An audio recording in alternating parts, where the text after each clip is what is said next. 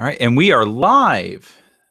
So hello, everyone out there on the internet. I know we have a couple of viewers, and there's live chat available. We would love to hear your questions. Those of you who haven't tuned in yet to any of the other speakers, my name is Kevin Griffin, and I should hit mute on the other screen. I think it's mute. Sorry. And my name is Kevin Griffin. I'm one of the co-organizers of RevolutionConf. It's a 2-day developer and technology agnostic conference held in Virginia Beach, Virginia. This year, it's June 1st and 2nd. And we are starting a little series where we're talking to all of our speakers to get into their minds, to learn more about their backgrounds, how they got to where they are today. And we want to learn about the talks that they're going to do at RevolutionConf. And today I am joined with Kevin Old. How are you, Kevin? Doing well. How are you? I am well.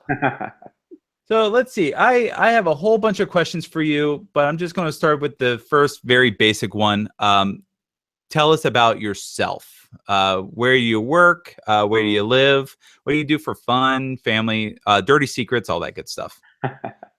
Well, my name is Kevin Old. I live in a small town just north of Nashville, Tennessee. It's called White House. Like the White House? Like the White House. So yeah, it's a nice little small town. I did not grow up here. I grew up in Nashville proper, and so moving to like the country as this little town is, it's kind of refreshing because it's small town America. I work for Lifeway Christian Resources, who's based out of Nashville, and I work remote for them. And I work on the front end, kind of architecting how our applications are built with React, Redux, React Native stuff, Electron apps, and then also I have brought into the company this concept of the serverless architecture. And a utility that helps manage that. So I have a family. I have 2 boys. My 6-year-old, he just turned 6, and he's full of energy, loves soccer and basketball. Those are his 2 sports. And then I have a 1-year-old. So my life is slightly crazy these days. I feel you. I have 3 boys. A 5 about to turn 6. I have a 4-year-old, and I have a tomorrow 1-year-old. Oh wow! So wow. I know exactly what you're going through, except I got that other child right in the middle. Right, you've got an extra one, right? Yeah. But I think you agree. Boys are a lot of fun. Boys are a lot of headache and making hair turn gray and all that good stuff. Absolutely. It's tons of fun. I love being a dad. And I guess a dirty secret would be my favorite TV show is Diners, Drive-Ins, and Dives. I love it. Okay. Absolutely. Guy Fieri. Yeah. Okay. Yeah. So you're coming to Virginia Beach, Virginia in June.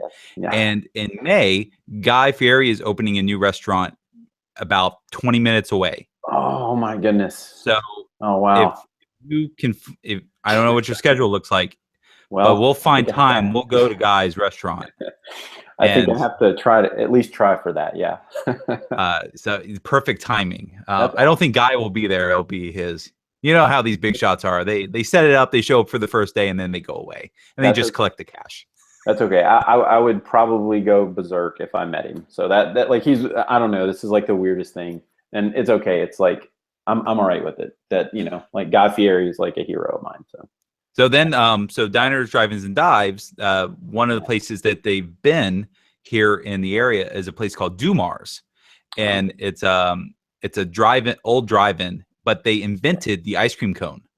Oh, okay. I've probably seen that episode. I've probably seen it.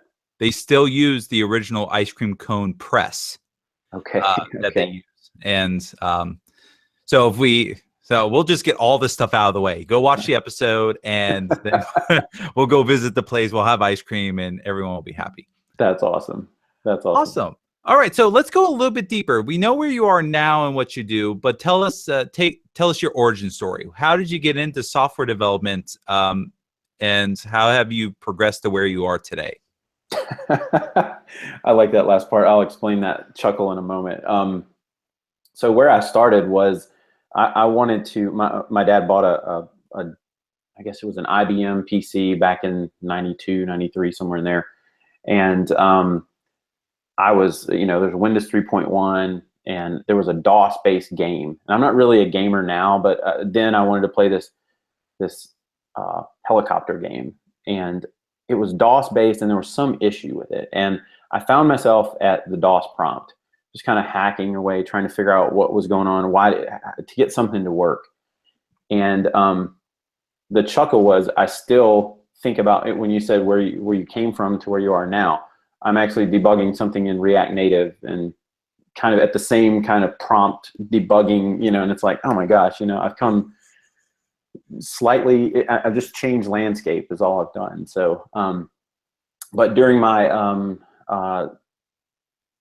tens of years of being at the command line and programming, I started out building websites for people in the mid '90s, and I had a little hosting business that in high school that allowed me to own a server, because at that time servers were about $100 a month, and I wanted a server so that I could learn how to administer mail server, do the sysadmin stuff, and build websites and host it, and it was $100 a month. And so my parents were like, "You've got to."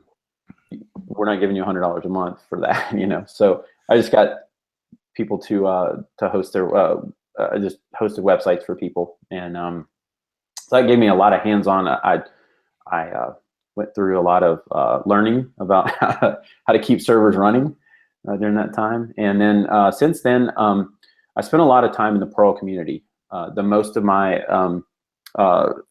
Perl was the glue of the internet back then, so that's how you built all the web stuff. There was Perl and PHP, and then ASP came along and stuff like that. But it was mainly Perl. That's where I have spent a lot of my career. Most of all the 2000s were in Perl, and then I've always had this work with websites in the browser, and I've worked with JavaScript since it came out, and once Node came along, I started shifting to that. Spent a little bit of time in Ruby, and really just like centering on a single language for my front ends and back ends. And so in the past, I don't know, probably 8 to 10 years, I have just gravitated toward the challenges on the front end. So building SPA applications with everything from spaghetti jQuery to Backbone, a little bit of Angular, and have really settled on the React ecosystem of technologies, partly because I understand them more. So yeah, go with what you know. Sure. So yeah, that's kind of that's the history. I love your origin being a DOS prompt and starting there, because that's how I got started too. My folks bought our first computer back in the early 90s, and my dad always had a rule: I wasn't allowed to touch the computer unless he was there. And I was probably like 10 at the time, and I was like 10 years old, and my dad was Navy, so he went off to sea for 6 months, and I went, well, there's a perfectly good computer here that I should hack on, and he's not here to stop me. And I remember that DOS prompt just like flickering at me on the screen and having no idea what to do with it. And we had a copy of DOS for Dummies, and because that was like the only technology book available at that time that was low enough level for a kid to read, really, or a lot of adults. And I remember flipping through it, and I got to the section on QBasic, and I was like, oh, what's this? And so I typed the command at DOS. It's like, all right, QB enter, and it's like, oh my gosh, what's this? And it's just, and QBasic back then just gives you a blue screen text editor, and you have no idea what to do. You type in a word, and it says no error. Like, I don't know what that means. So I learn enough, and I think I always tell people I accidentally taught myself conditional logic, and it's like just reading help documents. But I can I love same experience. You start with the DOS prompt and you just mess around until you learn stuff. Mm-hmm. And you're right, it translates a lot into what we do today. It's just we're not experts. We're just goofing off and trying to fix our own problems. And along the way, we make magic. Sure. Standing on the shoulders of giants, I would add. Yeah, exactly. So that's awesome. Let's move into, you're talking about servers, hosting websites. That corresponds to your workshop that you're doing at RevolutionConf. And this is a little bit different than what we've done in previous conference. We're offering multiple hour hands-on workshops for our attendees. And you're doing one on building and deploying microservices in AWS. Mm-hmm. So if I'm an attendee and I'm looking at the schedule and I see, oh, there's a block of time that I would have to devote to this. Tell us, what am I going to learn? What am I going to get out of it? What do I need to know coming into it? Yeah, so I'll do my best to keep it to the minimum as far as what you need to know coming in. Ideally, you need to know, you need to have an Amazon Web Services account, which you can go and get at the aws.amazon.com. And then you'll need to be able to create a user in there that you can get an access key and an access key secret, or the secret that we can put into your command line. Outside of that, you're going to want to know how to clone a Git repo for the examples that we'll walk through, and maybe how to, just some super basics at the command line. So the goal here is to make it extremely approachable for anyone, and the real meat of the workshop is the services AWS Lambda, which allows you to run these serverless. Serverless is kind of an overloaded term right now, but what it is it allows you to run essentially a function as a service. So you're running a function in a container, and so that's what we'll focus on is building and deploying a function, and then we're going to do that in several use cases.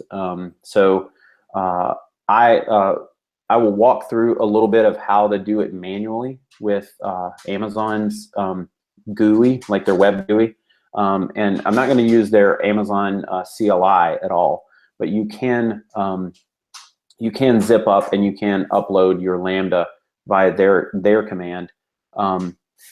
The main focus of the workshop is really going to talk about different use cases. So if you're working with files that are written to an S3 bucket and you want to use that as a trigger event for your Lambda to do some processing, to maybe take a CSV and turn it into a piece of a JSON file with a different structure, right? And then say you want to have that JSON file in the same S3 bucket be accessible via a API gateway or HTTP endpoint that you can post or get to provide a query. That's kind of an in-depth thing, but it's a real-world solution that I've been working with over the past couple of weeks, and there's a lot of nuances in how you go about programming that. So you're dealing with a couple of services. One is like an ingestion service. Another one would be the actual query service. And we'll also focus on deploying it with a framework that I've been using for the past couple of years called the Serverless Framework. And it's open source. It's a Node service utility. And it allows you to specify very simple YAML configuration. And then it allows you to structure, it gives you a little bit of a structure for your Lambda. And it just provides orchestration around standing up the CloudFormation templates, any of the resources and permissions that you need to have the S3 buckets, or even Dynamo tables. We'll walk through a Dynamo example that'll be a little bit advanced, just getting data in and out of Dynamo via a Lambda, something like that. So yeah, it's gonna my goal is to really show the value of using a function as a service to help people look at whatever problems they're trying to face in their daily work and say, do we really need a full-blown server, and do we need a redundant server? What are we actually implementing, and could we scale it down, and could we have events, really bring that into a more evented architecture, and use something like a function as a service with AWS Lambda. And then also, last thing, I'm going to try to provide a lot of real world lessons learned, very painfully learned, of just working with this idea of an evented architecture and function as a service. One that I'll go ahead and give away is that if you're if you've got an S3 evented Lambda and you are waiting for a file, so we needed to read from the CSV file. We did not delete the file immediately after we read from it, and we noticed that the event kept triggering because that file that we were looking for was still sitting there. And so it's one of those things that you're not really thinking about from just being a backend or just traditional server programming. With this event-based architecture, you've got a little bit of those things to watch out for. And if we hadn't caught it, it could have run up a bill. But oh wow, yeah. So, I mean, that's the number one issue I hear from clients when we talk about moving to AWS or Azure. It's like, I've heard that my bill could explode if I'm not expecting it to. It's like, we know about these things. We're careful about them. So I really appreciate that real world. It's like, don't do what I did. Yeah. Learn from my mistakes. Right. Well, the step one would be, one thing I will focus on is how to set up a CloudWatch alarm for your bill. And so that will tell you really quickly. So on most of the accounts that I set up, I have like a $20 limit. Just like, tell me if something crazy is happening here before it gets into the hundreds of dollars. Yes, sir. Yeah, you don't want to see that bill. All right. Well, let's move on. Kevin, is this going to be your first time in Virginia Beach? It will be my first time in Virginia and Virginia Beach. Yeah. Actually, I take that back. I've been to Dulles, but through the airport. But Dulles doesn't count. Northern Virginia is not a part of Virginia. It's really just a suburb of DC. Oh, okay. So we don't talk about the Northern Virginia people. In the same way, if you go up to Northern Virginia and you talk about the Virginia Beach area, they don't like us either. We're awesome. We're warring against each other, and we don't even know it. Oh, that's awesome. So awesome. Well, since you've never been here before, are you looking forward? Are you going to try to do anything touristy while you're here? Do you have anything you're looking forward to? Well, I learned recently, very recently, about a new restaurant that Guy Fieri was opening. Yeah. So I don't know, I may try to take in that. I hadn't planned on anything super touristy. I like the destination beach vacation conference thing. So I honestly just look forward to hanging out, by the ocean for a day or two. We're hoping for some really good weather because you're right. We're right off the beach. Where our hotel is, we're at the Wyndham Virginia Beach, which is an amazing conference center, but it's not at the oceanfront, at the boardwalk, which is the touristy part of Virginia Beach. We're more in the residential part of Virginia Beach. So if you walk out onto the beach from our hotel, it's all residents. There's no tourists down there. So it's especially in June, you don't want the crowds bumping elbows with you. The boardwalk's for that. Our part of the beach, you should be able to go out, actually relax, get a spot on the beach. It won't be too noisy. We have a couple of events planned where we have a luau on Thursday night. We'll be out on the beach. We're basically going to take that area over.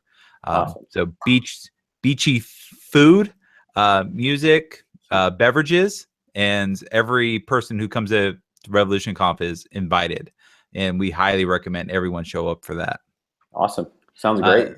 And if you're looking for things to do, so you're so northern Nashville. Do you like hiking, biking, that sort of thing? I do. I'm not going to be bringing my bike, but if there's a place for to rent one, that'd be awesome. Directly across the street from our hotel, cool. Directly across the street is a state park, and they have tons of bike trails, walking trails. It's all marsh. So it's a lot of fun. I haven't been there personally in 15 years, but it's still there. You know how it is. If you're a local, you just don't go do the local stuff. You tell everyone else, oh, you should totally go to the state park. It's perfect. So awesome. Are you a surfer? Do you want to be a surfer? Thought about it? I'm not a surfer. I don't think I want to be a surfer. Are you a surfer? I'm not a surfer. I'm a faller. So surfing and skiing are the same thing. Now, I like skiing, although I've fallen a lot skiing, but I love it. So yeah, sometimes it's calculated falling, right? So yeah, better fall in snow than in the ocean with sharks. So no, the sharks, you see that stuff on the news. Well, that's true. Yeah, sorry.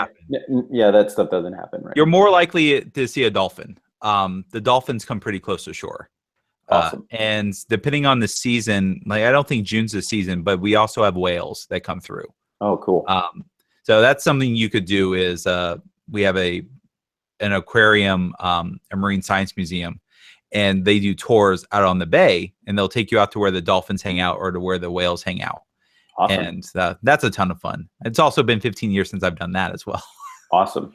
Those things are cool. I did one in Florida, and it was just it was amazing. Like just the dolphins knew like the tour boat, and so they just crowded around. It's like, yeah, okay, this happens all the time. But as soon as you see like wild dolphins, it's like, this is so cool. This is amazing. Like even though it's almost scripted because they've been trained to come here. But yeah, that'll be awesome to do up there. So plenty to do down here. So let's move on. A lot of our attendees, this is either going to be their first conference, or they've been to a couple conferences, but they're not seasoned conference goers. You and I, we're seasoned. You've ran conferences, you've attended many of them, you've spoken at a lot of them. What recommendations or advice would you give to someone who is fairly new to conference life, and this might be their first conference?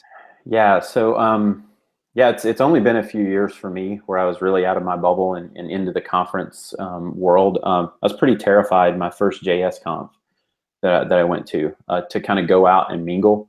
I had this imposter syndrome that I was gonna get in a conversation and someone was instantly gonna go, aha, you're an imposter. You're not using the right library or this or that. You're not a real thing. And I had this thing built up, and the first JS Conf, they had one of those socials like you're talking about. And I went down with my family. We kind of stayed the week before because they had that same ability to have like a vacation and a conference at the venue. And so I was super nervous going onto the beach, and I got in a few conversations, and then lo and behold, throughout that first conference, I've made some friendships with several people that still have to this day. And it was really just because I got out there and just put myself out there. I would highly encourage anyone that's kind of timid to just go out there. And if you don't know anyone, come find me and I'll talk to you, and I'll introduce you to everyone that I know, which is probably a handful of people in Virginia, but I'll make new friends and then introduce you to them too. So absolutely. Yeah. So and then also if that you're just people have their preferences of language and concepts or tools that they're using to solve the problem, and that's okay. I would hope that everyone respects each other's opinions about what the tools that they're using to solve it. We're all kind of at different spots in what we're doing, And so, yeah, I would just encourage everyone to go out there and put themselves out there, and then be respectful of others' tools and language preferences. So. Yeah, and you're kind of hitting on the point of RevolutionConf, is that we want to unite all developers. It doesn't matter if you're JavaScript, if you're Ruby, if you're .NET, if you're PHP, or even if you're Perl, or even if you're still doing COBOL or that sort of thing. We have the idea of, you're developing software, you're creating something out of nothing, and you're awesome because of that. So let's bring everyone together who does that, and let's all learn from each other. Absolutely. I completely agree with that. It's and it's also about using it with language of preference, or even tool of preference. It's also about the problem you're solving. So if you're going to do anything with machine learning, you should just use the Python tools, because those are the best in any language. They will get you further along. If you need to quickly spin up a website and you're more familiar with JavaScript, use Node. I mean, those kinds of things. I'm glad to see conferences like this that bring people together, bring I guess the term is polyglot, or right, the multiple languages and concepts. We've started using the term technology agnostic. Oh, that's cool. That's much easier to say. Yeah, it's like I love the term polyglot, but I find the term polyglot usually means as a person, I speak and use multiple languages, which doesn't really account for a lot of our attendees who are they're JavaScript people, or they're Ruby people, or they're Python people. So if we bring everyone together, it's like, well, let's have content that's technology agnostic, and it doesn't matter what you do, you can hopefully get something out of everything. Like your workshop. If I come there and I'm a Python person, I will probably know your demos are probably all JavaScript. If I'm guessing, they are. I could throw in a Python example. We could just run through something pretty quick. But the idea is that I could come in with my own background, and I can still get something out of your workshop, even though I don't have all your past experience. And that's what we're really trying to accomplish with RevolutionConf. Yeah, absolutely. It's really about just communicating the concepts, and the language. Once you learn to manage a container, like in AWS Lambda, with either manually on your own or with a tool like the serverless framework, then you can deploy not only Node services, but Python, or you can even do things like we're at Lifeway, we're actually deploying a Lambda that has Scala.js written in it. So there's a language called Scala, runs on the JVM, and a coworker of mine had really pushed to use some Scala.js, so that we have stuff that's on the back end being boiled down into a JavaScript interface. And it's like really, really cool what we're able to do. And so they can write stuff in Scala, have it compiled down to Scala.js, and then run it in a Lambda in the Node runtime. And so there's an example of being technology agnostic right there with regards to the workshop. So I don't think I will likely not have one of those examples, but we can talk about it. So yeah. Well, awesome. So let's go to self-promotion time. Do you have anything you're working on that you want to promote, that you'd like people to take a look at? I would say just the stuff we're doing at Lifeway. We are revamping a website called myWSB.com, which allows universities. We mainly sell it to universities for study tools and around the Bible.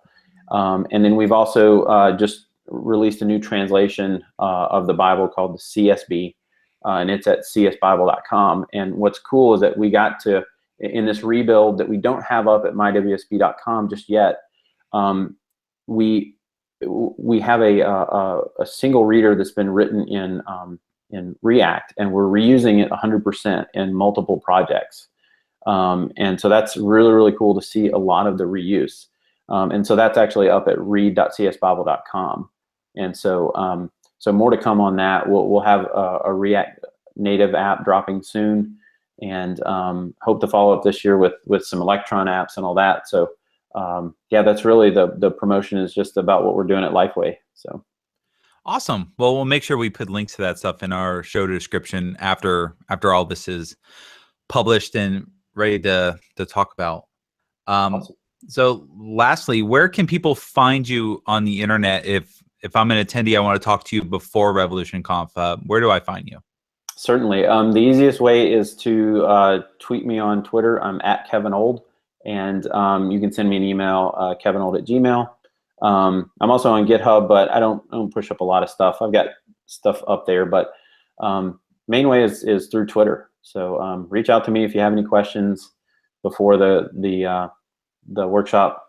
Let me know, and if there's any crazy idea, I don't know, I'm not promising that I will cover it, but if there's any idea of something, you know, some little example of serverless orchestration or let me know. I'll see what I can do. So. Well, awesome. Before we wrap up, my co-organizer friend Linda and your friend Linda, she's in the chat. She's been saying hi, and I have not referenced her yet. So everyone, hi Linda. Hi Linda. And another good friend of ours, Paul, is in the live chat, who's also a speaker at RevolutionConf. Awesome. So you've actually hit the record for number of viewers for the live portion. So congratulations, Kevin. Awesome. Awesome. That's great. Linda says hi back Cool. after the delay. So, all right, Kevin, I'm going to let you go. I don't want to take up any more of your time, but thank you so much. And if you want to come meet Kevin and all the other speakers, go to revolutionconf.com and buy your tickets today. They're still on sale. And Kevin, we'll see you in June. Sounds great. See you in June. All right. Thank you, sir.